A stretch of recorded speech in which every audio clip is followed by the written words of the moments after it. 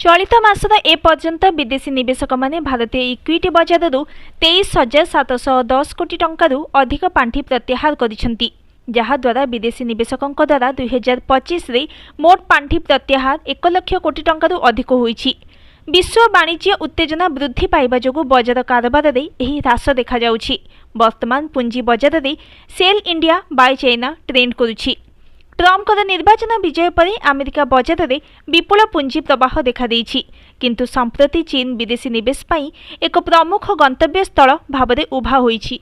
Geojit financial services Vijay Kumar कहवा अनुसार चीन राष्ट्रपति नूतन प्रयास एवं सेठाकार शीर्ष शिल्पपति सहित आलोचना चीन रे आर्थिक संस्कार आशा सृष्टि करिछि।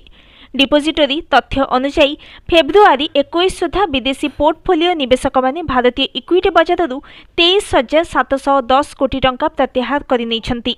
जनवरी पूर्व से 78,027 कोटी टंका नीट उठाण करथिले।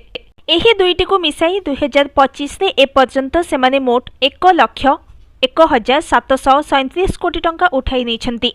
एही भारी बिक्री बटार प्रभाव रे निफ्टी वर्ष आरंभ 4% नकारात्मक रिटर्न देछि। भविष्यतर परिस्थिति उपरे मत रखी जियोजीत फाइनेंशियल सर्विसेस मुख्य निवेशक रणनीतिज्ञ VK विजय कुमार कहिसेंती जे भारत में आर्थिक अभिवृद्धि एवं कॉर्पोरेट रोजगार रे उन्नति आसिले विदेशी पोर्टफोलियो निवेश फेरी आसिबो। तांक मतरे आगामी 2 ରୁ 3 मास मध्यरे एहार संकेत देखा जाई परिबो।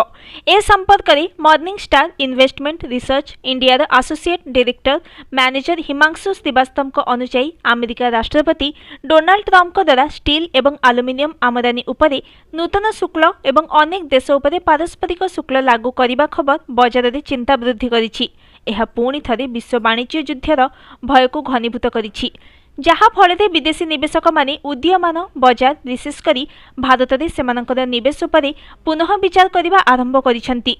भारत में दुर्बल कॉर्पोरेट आय एवं टंकार निरंतर ह्रास जहा बहु वर्षर सर्वनिम्न स्तर में पहुंची भारतीय संपत्ति को कम आकर्षणीय करिछि।